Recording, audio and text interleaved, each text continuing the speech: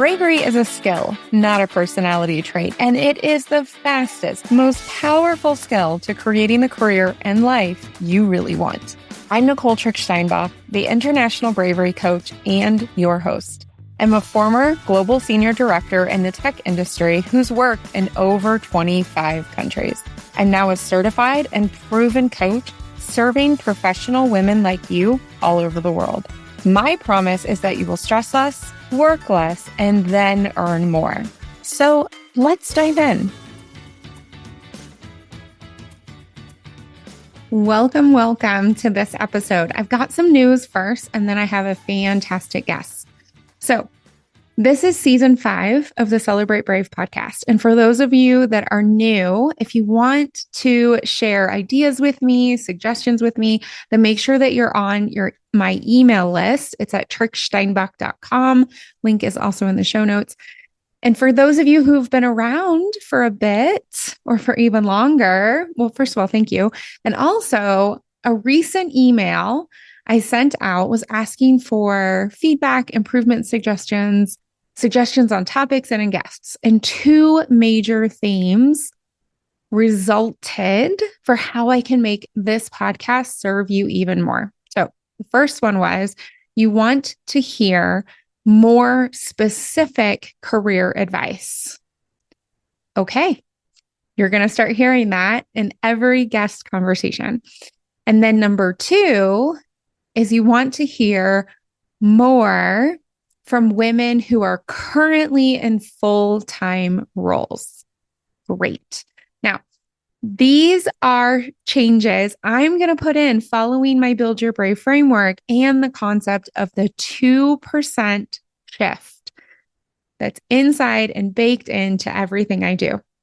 Instead of attempting dramatic change that can feel exhausting and frustrating, we are going to do this. I am going to do this with incremental shifts.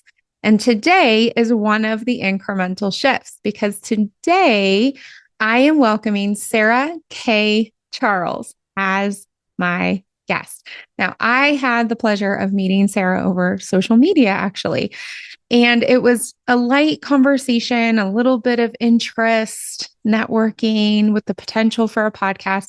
And you're going to hear me explain my response when she came on to the video. And what really interested me in Sarah is that she's a women's financial empowerment advisor. She is truly an advocate, and you're going to hear it all throughout our conversation, for increasing women's confidence around their money. She has a fun program name as well. She spent over 2 decades in top advisory firms and has been in business with her husband in 2023.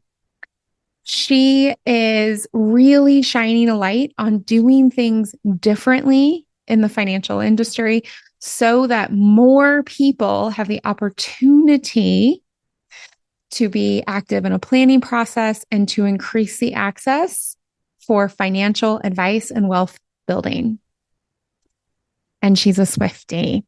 So for longtime listeners, we're starting to see a theme somehow.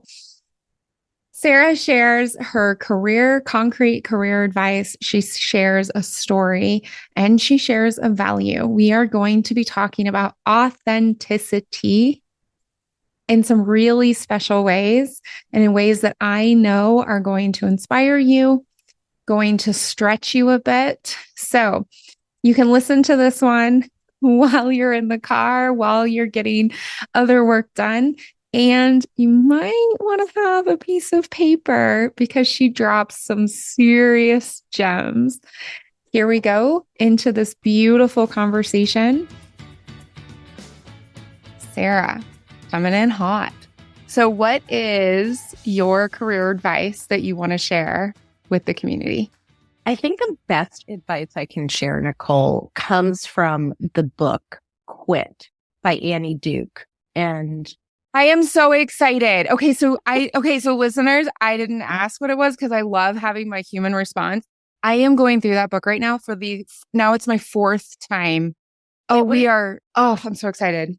It was a game changer. So I read it last year when it came out, and towards the end of the book, she writes about ants and how when you see ants, the majority of the time you see a colony sort of marching in a line to and from their food source, back and forth. Because what happens is an ant will find a piece of food. They pick up the scent, the pheromones. However, she said there's always a few ants off to the side scouting around. And they do that for two reasons. One, they don't know if the food source they have is going to be taken away from them. And two, they don't know if there's a better food source out there. And one of the mistakes I made was prior to this shift to being an entrepreneur, I loved my job. I loved my company. I am going to die here. This is the last job I will ever have. And I remember my husband suggesting to me, like, it doesn't hurt to look. And I was like, no, I'm not going to look. That would be betrayal. How could it be better than what I have? And then what happened? My company announces a merger and my whole professional path gets upended. The future I was planning on, the future I was so certain of, was no longer mine. And so the best advice I can give to people is always be open, because you never know if there's something better out there, and you never know if what you have might be taken away from you, right? These are things that are out of our control. Oh my goodness. Absolutely. I love how your story lines up with that as well. So being from Southern Ohio originally, ants are an issue. They get into everything, right? And so I had been taught, like, you have to use vinegar to clean off the smell so they can't follow the smell anymore. And I had been taught to look for those wayward, the lost ants. And the first time I read that book, I got to the ant chapter because I had been so judgmental of those lost ants, right? The ones that are confused. Maybe they can't smell like all this judgment, right? I snapped the book closed and looked and just had to reprocess, reorient all of these ideas and decisions and judgment that I had, and then could bring it into career, life, etc. And I have this concept called not waiting until things are really bad. Like, you can invest in the green zone. You can go from good to great. And I have a podcast episode about that. I'll put it in the show notes. But I share about how a woman changed my life because she said to me, well, how about you invest now when things are okay instead of waiting for it to get bad? I could only give myself permission to do that by embracing the octopus, because an octopus, you can tell, is starting to age and become unhealthy when it loses its curiosity. And then this ant concept. We need to both be looking, we are not lost. We are not selfish. No. We are not, confused. We haven't all these things. We are curious and exploring because perhaps there's, in your case, a merger, an acquisition, and boom, life is different. And also there may be an extraordinary opportunity that a human just doesn't see because they're so focused on this one trail, this one food source. I'm so excited you brought this. Well, and if I think about my situation, the trail I was focused on, the path I was focused on was the path that my 33-year-old self had determined. I'm walking the path of my former self without taking the time to stop and say, is this still the right path to be on? Do I need to make a change? I appreciate what 33-year-old Sarah wanted to do, and it was a great goal. So 33-year-old Sarah, once I joined my former company, I was like, I'm going to be president one day, right? That was my goal. And looking back, part of it was because that was the only way to really measure success. As a financial advisor, we didn't really have much of a career path. So being president was how I could achieve some level of progression in my career. But it was also just cockiness, right? Let me show them what a woman can do in a man's world. And I said it. I didn't take it seriously for a really long time. It was just something that was out there. But again, I was so tunnel vision, okay, this is what I said I'm going to do. Now I'm going to do it. And I'm on this path. And, you know, if we hadn't gone through a merger, I assume that would be the path I'm still on today. Yeah. But I'm so glad we went through the merger because it gave me the gift of imagining different futures. And that's how I spent much of 2022 and the first half of 2023. I got to imagine different futures, and I got to choose a future that fit 48-year-old Sarah. Oh my gosh. Right? New information, potentially new decision. Mhm. And I love how graceful you are with 33-year-old you.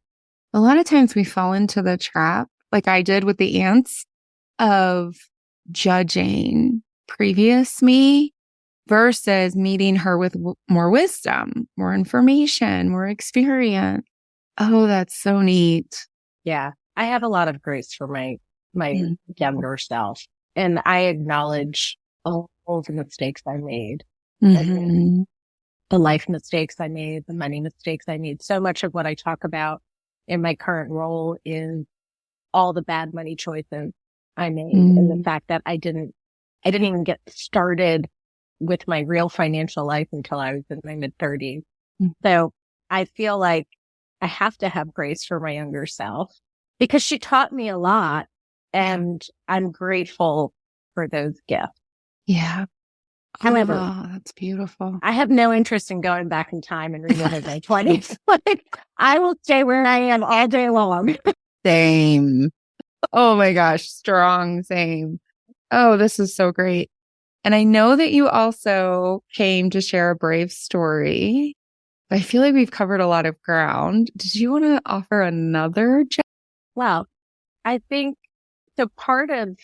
I called it my year of magical self-discovery.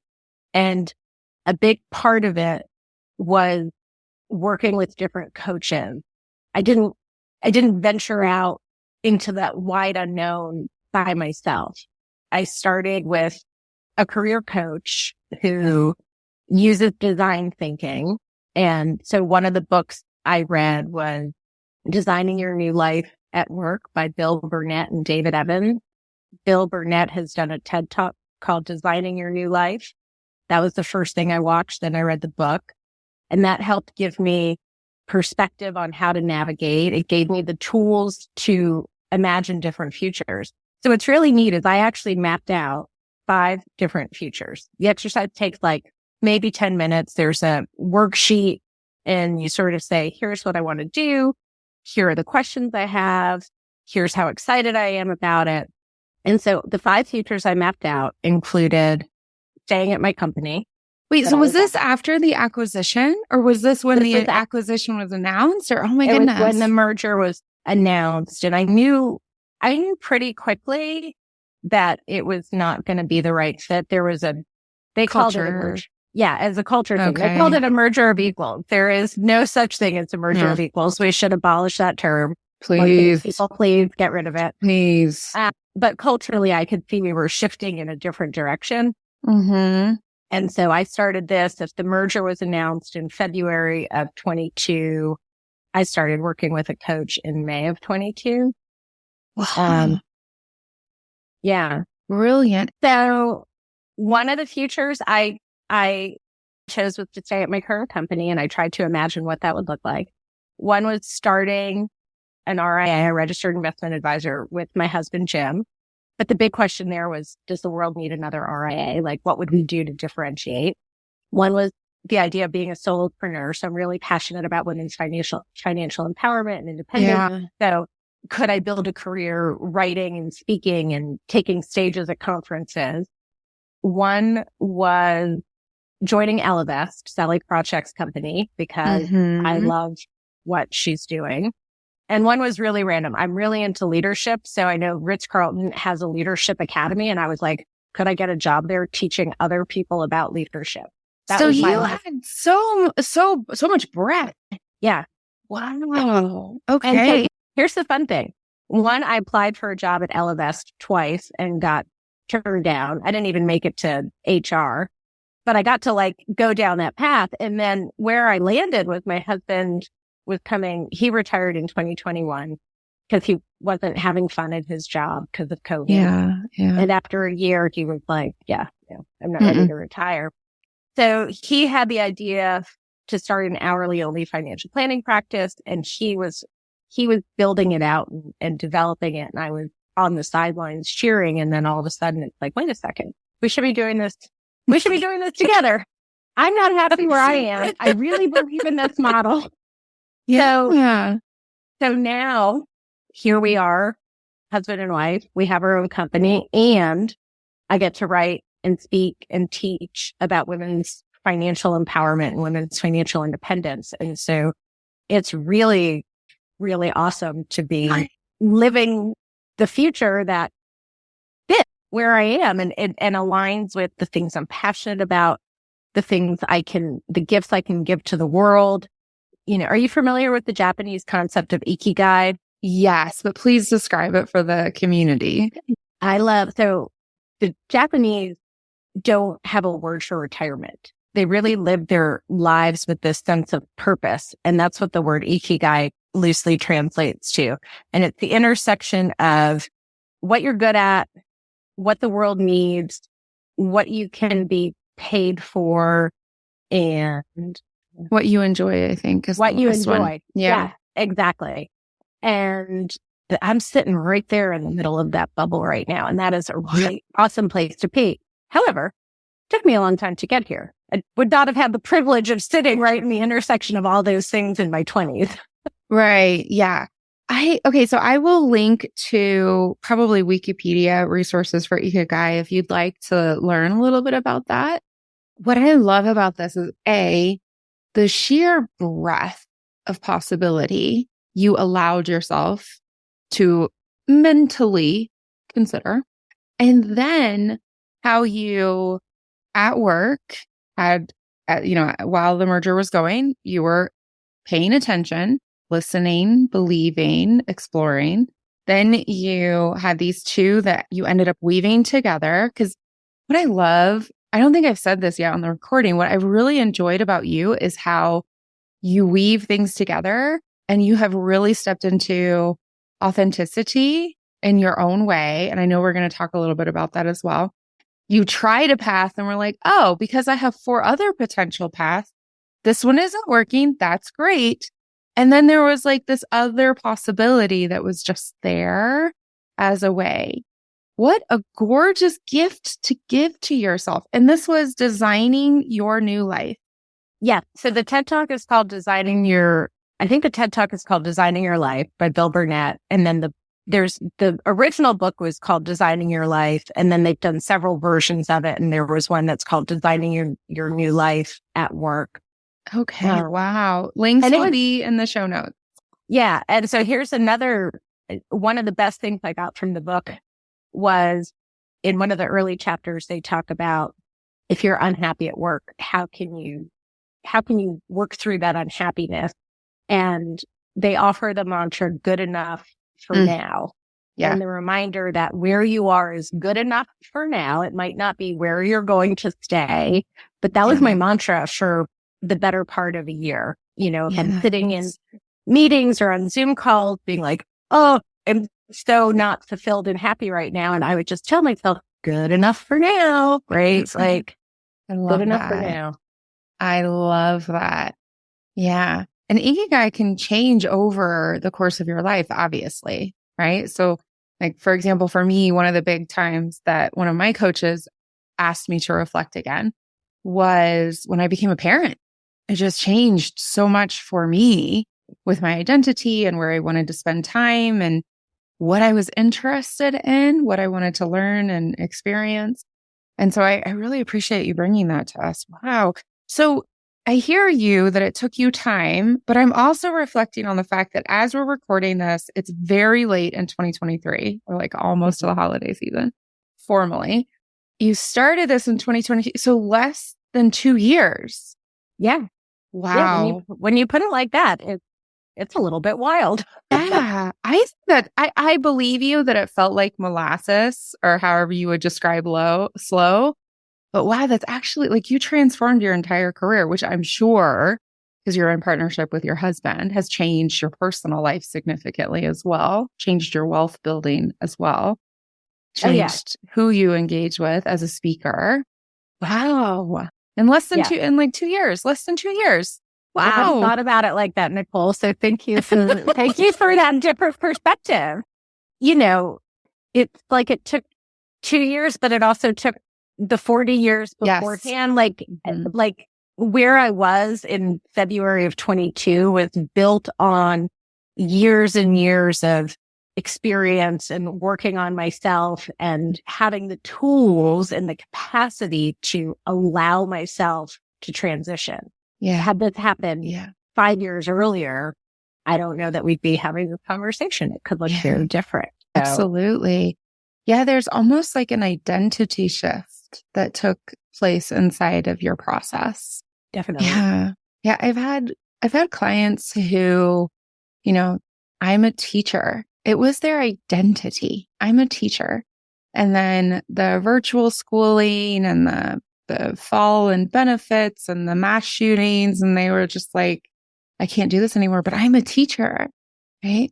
And then I'm actually speaking specifically. I'm thinking right now about a specific client from years and years ago who she's a city girl, lived in all the big cities, Prague, Paris, Berlin, London, New York City.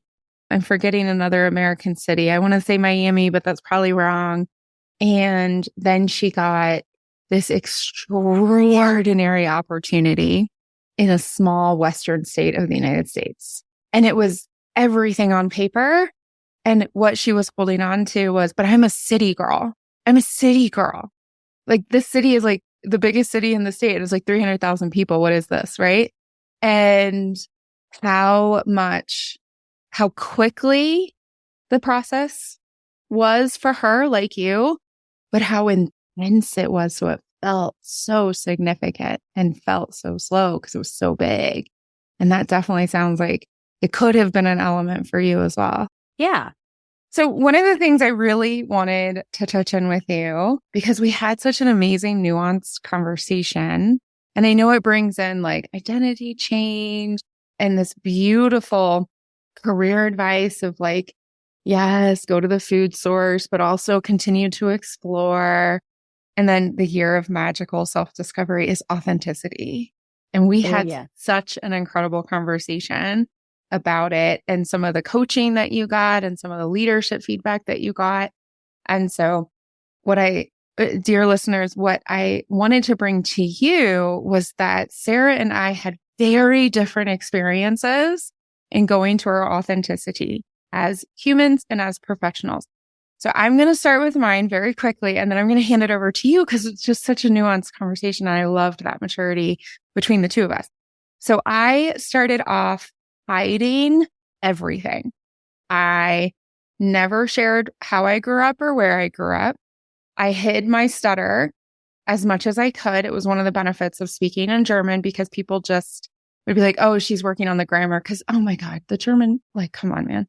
The grammar. We got to work on the grammar over there. Anyways, I would ask tons of questions, but I put on, and I still do this, put on this extraordinarily confident facade. And then I would go to the bathroom and just weep because I was so stressed and confused and lonely and all of these things. And as I became more mature, and especially after I became a mom, it was too exhausting to hide that I'm a little bit kooky.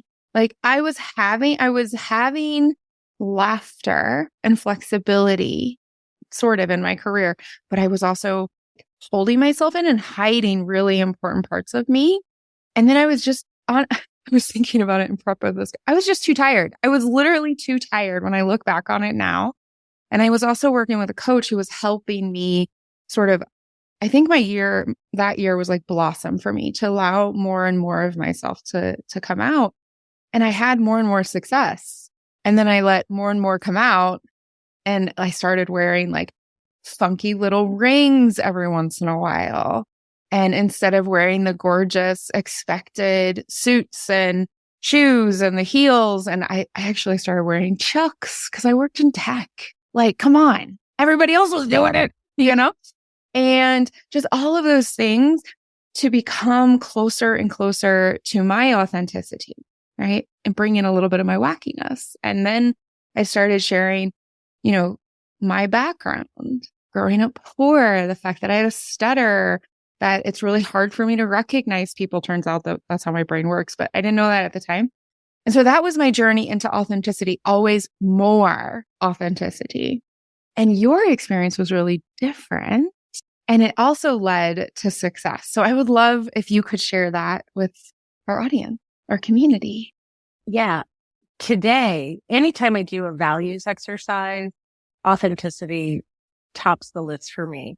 I don't know how to be anyone other than myself. And I'm a terrible poker player. I pretty much wear my emotion on my sleeve. A big challenge for me early in my career was around my appearance and specifically how I dressed. So I joined a wealth management firm at the end of 2000, headquartered in North Carolina, where I live. We were part of an accounting firm. And my dad always liked to remind me, Sarah, you work for a conservative industry, for a conservative firm in a conservative state. And I'm not super conservative. I like bright colors. I wear a lot of Lily Pulitzer. Your audience can't see, but I've got cat eye glasses with rhinestones on them in orange and green. and when you came on the very first time we met onto the screen, I was like, I like you, Stanley, because it's so bright and cheerful. And it also shows wealth, but in this beautiful, structured way with glitter. And I was just like, oh, financial advisor who has these beautiful, what is happening? I want to know everything about her. And this is, you get to see a very authentic version of myself. But early on in my career, my boss at the time, who was my greatest champion, and if I had to say how I wound up where I did professionally, it all traces back to him, because he was a very loud, positive voice in my life at a time when I had a lot of negative voices. Nonetheless, he sat me down at lunch one day and he said, you always look very lovely. Basically, you're not dressing for the job you have. And I was like, okay, I like to shop. So I took it as an excuse to essentially go to probably Banana Republic and, buy a whole bunch of navy blue and black suit things with jackets and pants and chic dresses. And I adopted that as a uniform for a little bit, but ultimately that's not who I am. Right. That is I am just, I'm sorry, I don't wear pantsuits. Yeah. But I did it because I wanted to be successful. And eventually a couple of things happened, right? Corporate culture shifts, our dress code shifts. Yes. All of a sudden we're allowed to wear jeans to work. But I had feedback on my wardrobe several times. In 2019, when I was working internally with an executive coach, because I really wanted to get promoted, we did 360 feedback, where I got feedback from some people I led, my peers, and some people I interacted with. And one of the pieces of feedback I got was, I cannot refer clients to Sarah because of her flamboyant wardrobe. That was the exact word, flamboyant. And at that stage of my career, it's are you kidding me? I'm so good at my job. Yeah. You're going to judge me because I choose to wear a lime green skirt or bright blazer? That's still the mindset we have. But once again, I did make a subtle shift in my wardrobe because I wanted to be taken seriously. I wanted to get the promotion. And what I can share with your audience. So I was participating in a women's leadership summit in the fall, and one of the panelists was talking about authenticity. And she said, authenticity is a privilege. And that struck me because looking back, younger Sarah did not have the right or the choice to be her most authentic self. Not if she wanted to get ahead. It's you have to play by somebody else's rules to get to a place where then you're in a position to make the rules. And I will say, we're talking about wardrobe and dress and appearance, which feels pretty superficial. But then No, again, it's for not. me, like showing up as my best self, part of that is how I look. The difference was, again, when we went through the merger, knew immediately it wasn't the right fit culturally. That was not something I was willing to negotiate on, right? That wasn't something like, I'm like, okay, well, I'll try to figure it out how to remake myself so that I can fit in this corporate culture. It's like, no, this corporate culture of box checkers and bean counters, that is so not who I am. And I am never going to make it work. Yeah. So that's when I can allow myself to be like the little ant who wanders off and says, okay, well, we got to find another food source. So as I get older and as I get more comfortable with my authenticity, it's less and less negotiable at this point. Yeah. And what I really want to stress from our previous conversation is how much you enjoyed the people you worked with, the work you are doing, where you live, the impact you could make with that work, and the income of that, right? There was so much that was enjoyable for you, that you were leaning into, that you were really and like just enjoying. You use the word loved, right? And so if it's like, okay, all of this fits, so I'm going to shift this thing over here until probably implicitly at the time, until you were like, until I'm in charge. And then I'm going to stretch this and make that possible for the people coming up behind me. Like that was a strategic choice that you made for that period of time. And when we were speaking, I was like, oh, wait, that I don't like that. And it doesn't.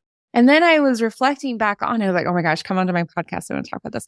But I was been reflecting on it in the past, 5-6 weeks since we first got the opportunity to talk. And I'm like, actually, I did that in so many ways as well. And then made sure I was holding the door open. I was putting down the ladders. I was putting my hand out to elevate people. And I totally forgot this authenticity is a privilege because I think it's so challenging for me. I feel so challenged by that statement because it is. And that you bring up a really good point, which is my early career. There was so much that was great about what I was doing. I loved the work I was doing. I felt appreciated and valued and well compensated. I loved my team members, my clients, all of it. So gosh, if you need me to tone down my wardrobe, okay, I'm happy to make that adjustment. I'm not going to dig my heels in because there's so much good. But then when you get to, okay, culturally, this is not a fit. Like it's like in your heart, like I couldn't. Yes. I couldn't fake it. And I couldn't make an adjustment to be someone who my core, I'm not. Yeah. So, and this is the nuance that I really wanted to bring you, dear Brave community, because we're talking about this thing, authenticity. And it's even the word of the year. Did you see that? It's like the word of the year and I was like, whoa. So I dove into some of the online conversations and it's like this either or thing for so many people, but it's not. It's a nuance. It's bespoke to you. It's unique to you. And there's going to be a place, dearest listener, there's going to be a place where maybe other people don't see that line, but you see the line. And maybe other people see a line and you see an adjustment. And so when you're thinking about your authenticity and you're thinking about your presence, it's for you and your growth process. And this nuance, Sarah, that you bring for us is something I just wanted to share with our community here in the Brave community, because it's truly brave to try things, get feedback. When you got in the 360, I'm so excited. You got it. You tried it out. You made it work. And then you shifted every time you got new information. You could make a new decision. And so eventually you get to a place where you're senior enough that you're setting the tone and you're creating the culture and you're creating the environment. Yeah. Oh, beautiful. Well, with so much bravery yourself, who is a brave role model from your real life? My dad. Oh, My that was so fast. Like, okay, I love it. Why? my dad. My dad, when I was growing up, my dad worked in advertising. He was a copywriter. And on the weekend, he would hole up in his office and he would write novels and screenplays and the things he was really passionate about. And when I was in grade school, he got an opportunity to leave advertising to go to Hollywood. And he did that for several years, came back, went back into advertising, pivoted to online marketing and website creation, sold his company, and then in 2001 became a full-time novelist. And he has published now 14 books.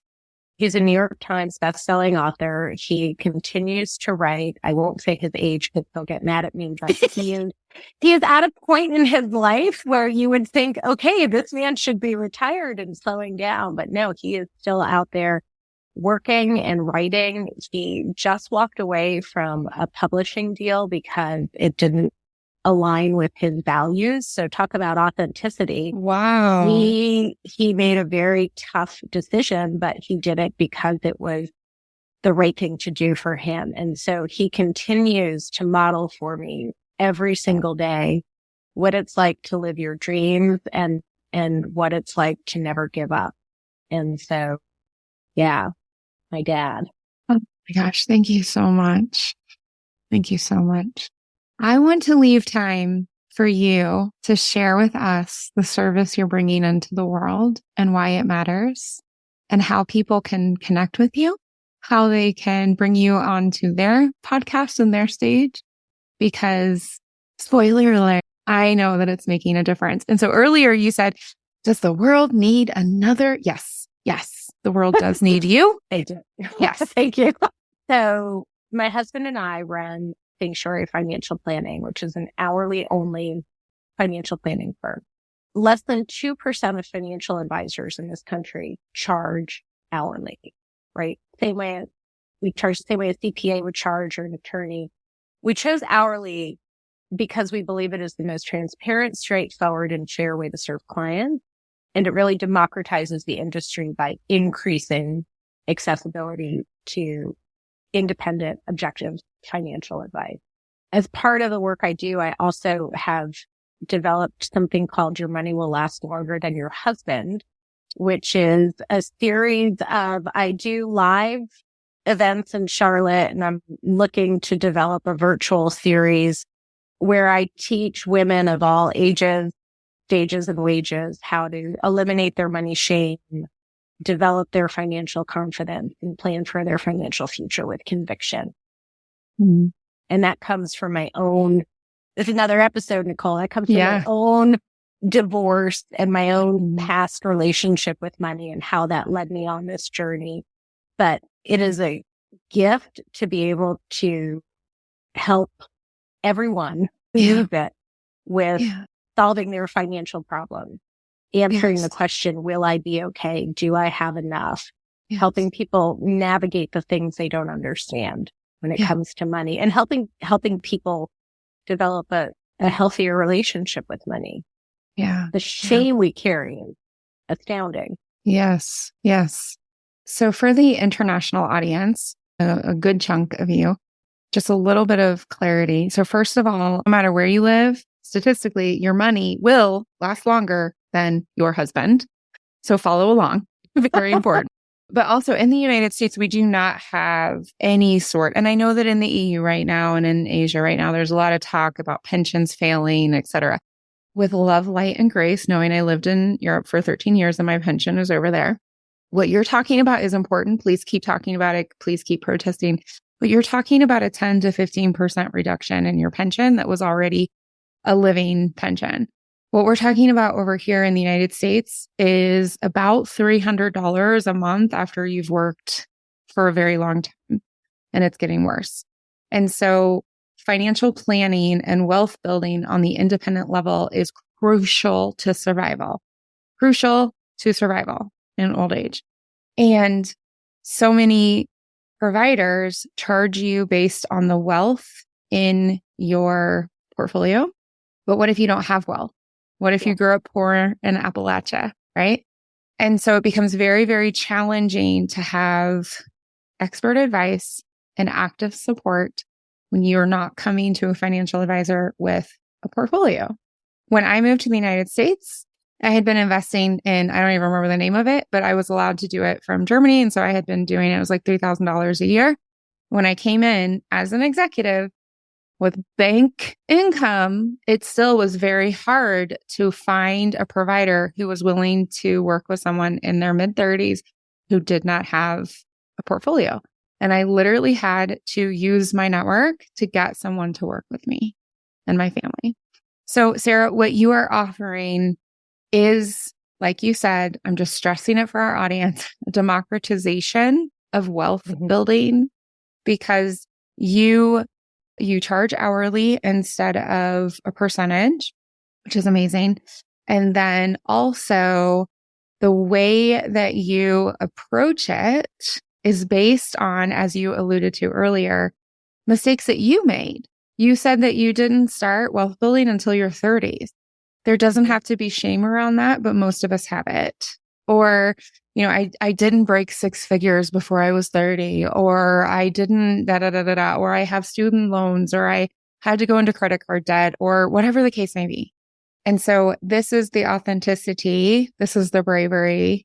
And these are some of the things that show up first in your classes and in your earrings and in your beautiful tops, right? That I get to see on Zoom, but then continue through why you're doing what you do, because your money will last longer than your husband, statistically. Statistically speaking, that is true.